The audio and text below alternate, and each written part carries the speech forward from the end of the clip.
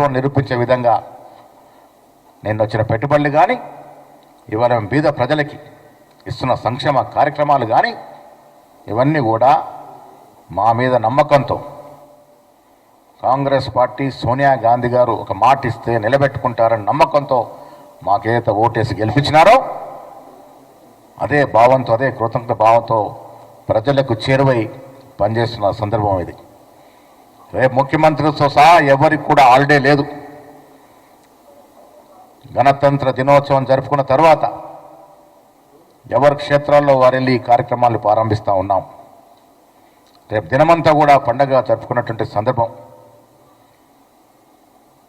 కాంగ్రెస్ నాయకులందరూ కూడా క్షేత్రస్థాయిలో ఈ కార్యక్రమాన్ని ప్రారంభించి పండుగ జరుపుకోవాల్సిందిగా నేను విజ్ఞప్తి చేస్తూ ఉన్నాను.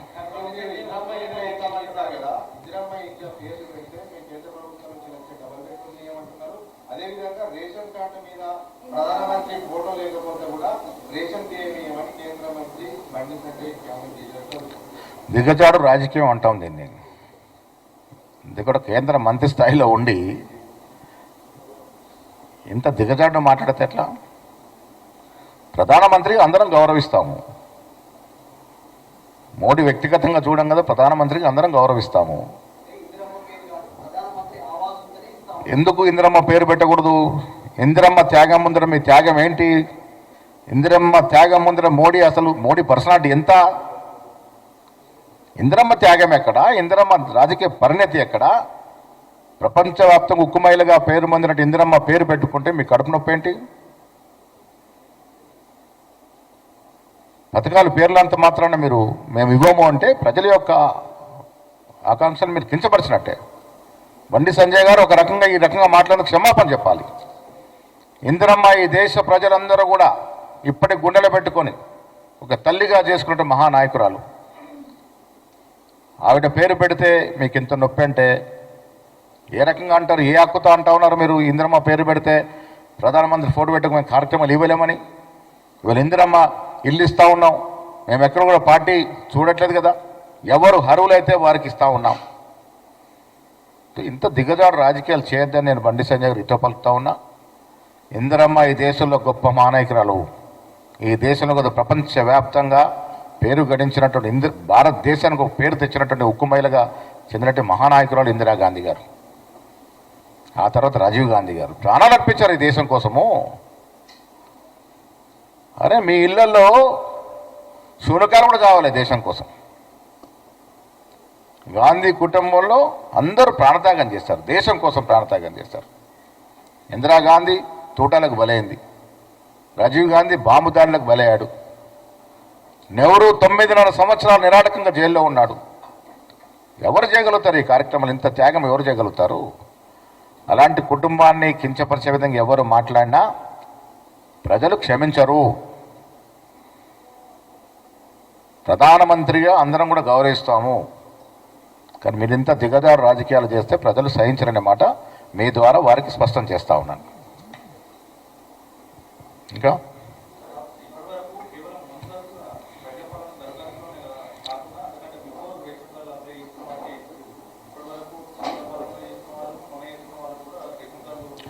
రేషన్ కార్డ్ అనేది నిరంతర ప్రక్రియ.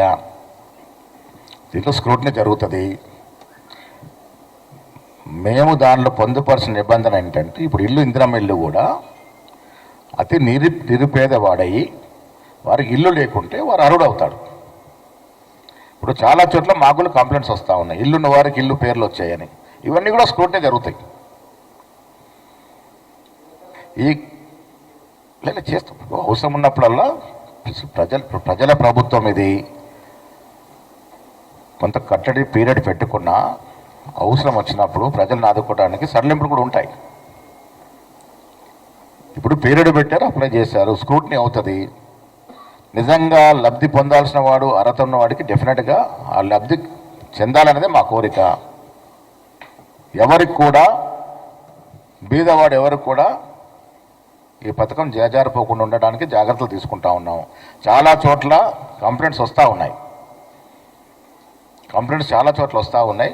దీన్ని కూడా స్క్రూటినీ చేసి నిజమైన పేదవాడికి అందేలా ప్రయత్నం చేయాలనేది మా కోరిక.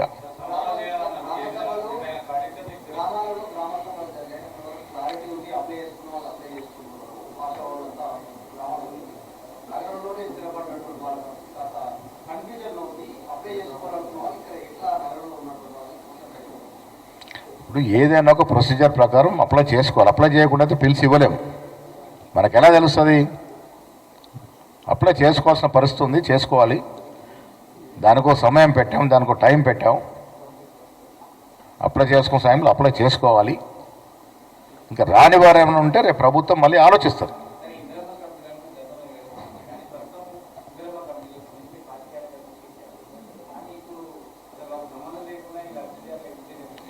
ఇప్పుడు ఒకటి అందుకే మేము పదే పదే చెప్పేది ఏంటంటే, గతంలో మాదిరిగా ఎమ్మెల్యే కోటా అని, అక్కడ కార్పొరేటర్ కోటా అని ఇలా పెట్టడం వల్ల అప్పుడు ఇండ్లు ఎవరికి రాసుకున్నారు? నాయకులు వారి వారి అనువేలకి, వారి వారి కార్యకర్తలకు రాసుకున్నాడు. తద్వారా నిజమైన పేదవాడికి అన్యాయం జరిగింది. ఇవాళ మేమేమంటా ఉన్నామంటే, ఆ నిబంధన ఏంటంటే, పార్టీలకి నిమిత్తం లేకుండా వాడు పేదవాడై ఉండి వాడికి ఇల్లు లేకుండా వాడికి ఇల్లు రావాలి. దీంట్లో పార్టీ నిమిత్తం లేకుండా పారదర్శకంగా ఇవ్వాలనేదే మా ఆలోచన. ఆ దశగా ప్రయత్నం జరుగుతూ ఉంది.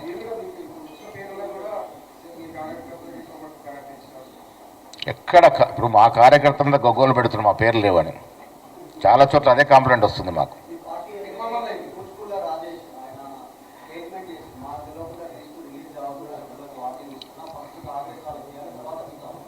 వ్యక్తిగతంగా ఎవరేం మాట్లాడినా ముఖ్యమంత్రి గారు ఏదైతే స్పష్టంగా మాట్లాడినారో ఈ పథకాల మీద అదే చెల్లుతుంది.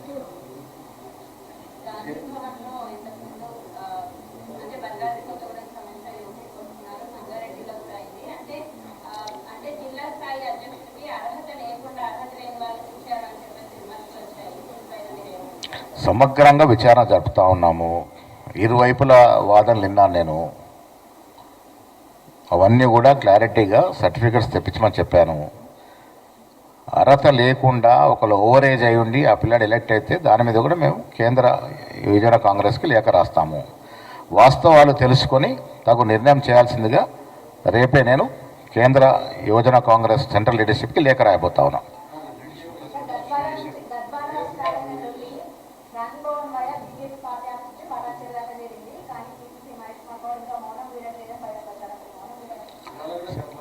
మౌనంలో ఉంటే చాలా పనులు జరిగిపోతాయి.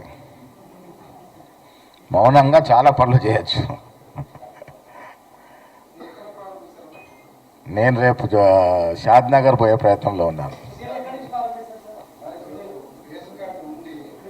సీఎం గారు కొడంగల్ పోతా ఉన్నారు.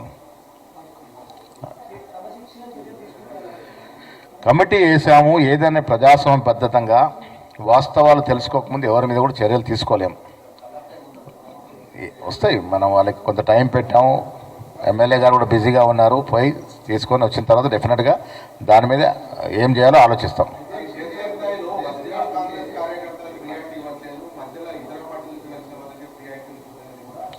లేదు, అందుకే నేను బాహటంగా నిన్న చెప్పిన మాట ఏంటంటే, ఇప్పుడు ఎమ్మెల్యేలు వచ్చారు, వేరొక పార్టీల ఎన్నికే మా పార్టీకి వచ్చినారు. మా పార్టీ కార్యక్రమాలు నచ్చి ఈ ప్రభుత్వానికి వెన్నుదండుగా ఉండవచ్చాను. వారి గౌరవిస్తూనే అక్కడ ఉన్నటువంటి పాత తరం కాంగ్రెస్ నాయకత్వాన్ని కాపాడుకోవాలనేది పిసిసి అధ్యక్షుడి యొక్క తపన. ఆ తపనలో నాకు కూడా కొద్ది ఇబ్బందులు వస్తూ ఉన్నాయి. డెఫినెట్గా దాన్ని సమతుల్యం పాటించి ఇద్దరిని కూడా కూర్చోబెట్టి అక్కడ ఇన్ఛార్జ్ మంత్రులకు ఇప్పటికే సూచనలు ఇవ్వడం జరిగింది, వారిని కోరడం జరిగింది.